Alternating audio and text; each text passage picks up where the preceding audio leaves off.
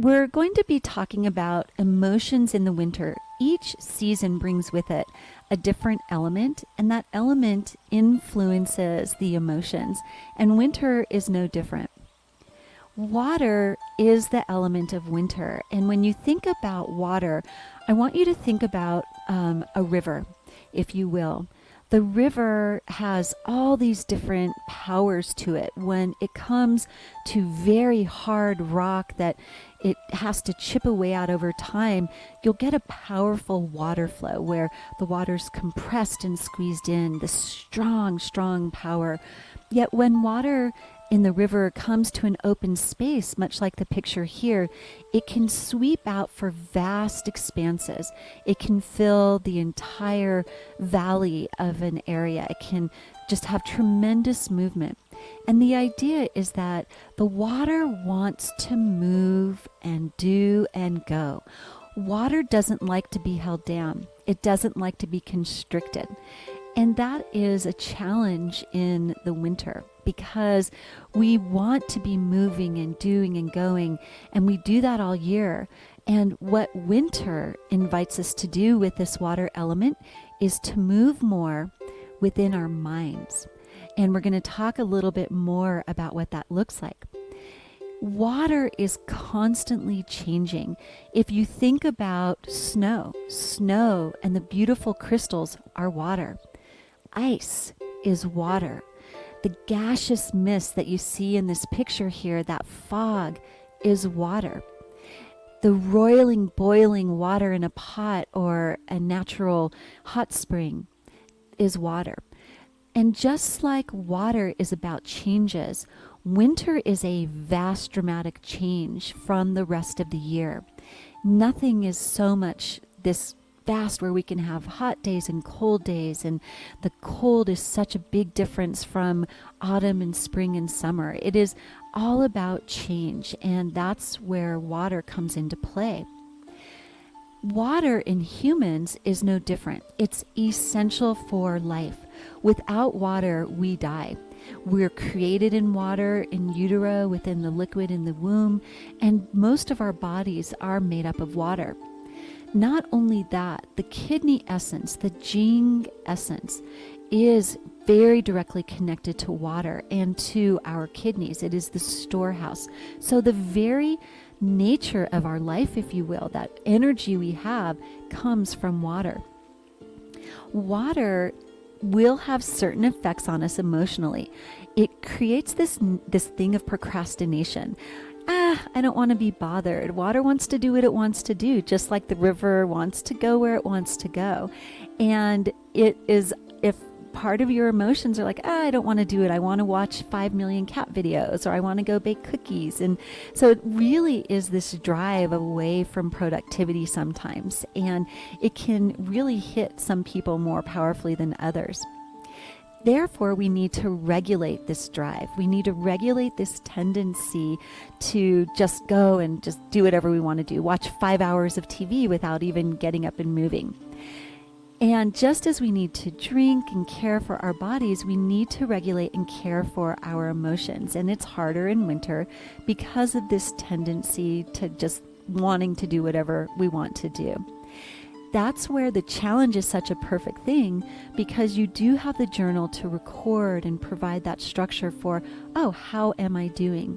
You have the daily emails to give you just the basics or a little bit more to say, all right, am I moving? Am I keeping on track?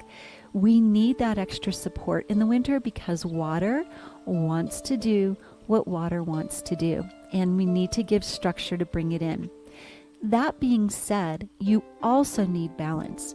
You need to make sure that you're not too structured. If winter gets too confined, it becomes brittle like an icicle, and it can break, it can shatter. You don't want to go to one extreme or the other. Providing just enough structure to accomplish what you need to accomplish, with just enough freedom to do whatever your emotions and your mind and your mood want to do, is the perfect blend during this time. Water in our body is moistening, the flow is downward, and it has a cold cooling effect. And we want to live in alignment with that emotionally as well. When water is in balance, when it has the proper features, we will be more courageous. We will be able to try new things, do new things, talk to new people, and that is a good balance. We don't want to be too timid or fearful. And especially in this time of COVID, we want to have the structure to do what keeps us safe and not be so afraid that all of this is going to come down on us. We're also process oriented. When water is in balance, we can see the outcomes that we want to realize. We're not so overwhelmed with that procrastination, doing whatever we want. We're able to be like, okay, I have my free time and I have my crazy time. I have my structure and I can be process oriented and get things done. Water imbalance also lets us take risks. If you were so risk adverse, especially in this time of COVID, you would never go to the grocery store, yet you have to.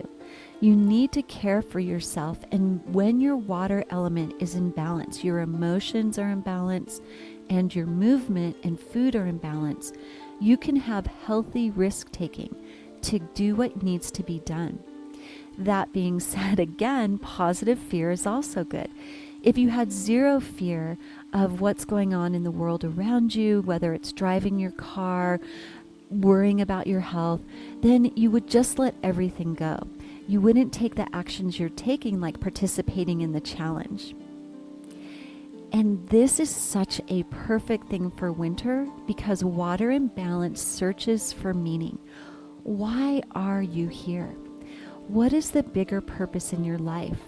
On those dark days of winter, emotionally, we can come inside and reflect and answer those bigger questions in a positive way, because water is the wisdom of our year. How beautiful that we get this wisdom at a time where we have to quiet down. The days are shorter, they're darker. It gives us a great opportunity to appreciate the vast spiritual depth of water. And that is what happens when water is in balance. When you feel a depression, ask yourself, what is it teaching me? What is the meaning? What is this beautiful purpose behind this emotion? When water's out of balance, when we're dry and desiccated, we're going to be overwrought by fear. We're not going to be able to feel in control. We're going to push too hard. We're not going to rest. We're going to go and go and go. And there's a lot of emotional consequences when we burn ourselves out. Despondency, lack of hopefulness.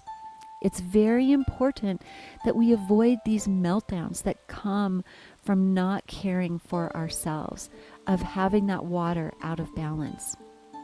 It also has us avoid important tasks. Paying our bills, figuring out our taxes, cooking our meals. When we're out of balance with our water element, we just do whatever we want to do and we don't take care of what is important for us to heal. Water needs, however, this room to roam.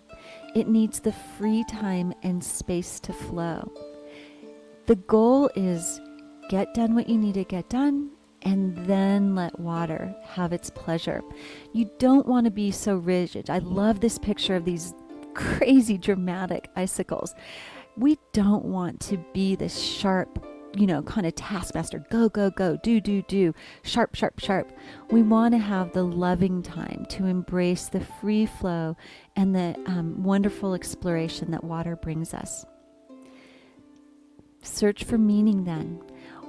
Gaze at the world around you. Can it be a tiny snowflake, or the flavor of a cookie, or the texture or sound of some music? Find the meaning and embrace that. It might go just as simple as the senses, but you might go deeper as well. Winter emotionally gives you the permission to do that. And when you engage the senses, it can be something as simple as the feel of water on your fingers as you're washing the dishes. The sounds of your home or your neighborhood, things in the natural world around you. the smells of things that you cook maybe in winter that you don't any other time of the year. Really invite yourself to have this expansive exploration, because that is going to help your emotions find both the structure and the freedom that water requires in order to keep you healthy during the winter. More rest is really great. So we've talked about that. Make sure that you're getting enough rest and giving yourself permission to do that. And time away from digital devices. Digital devices tend to be very scattered. They're kind of like the icicles, those sharp jutting icicles that were in that picture before. They demand our attention. They're exacting and really want to take from us. And while there's so many beautiful resources, we're in a digital environment right now. All of the classes and videos are in the digital environment. Make sure you turn them off and have a digital rest in order to let the brain settle, bringing down the energy and giving you that time for meaning.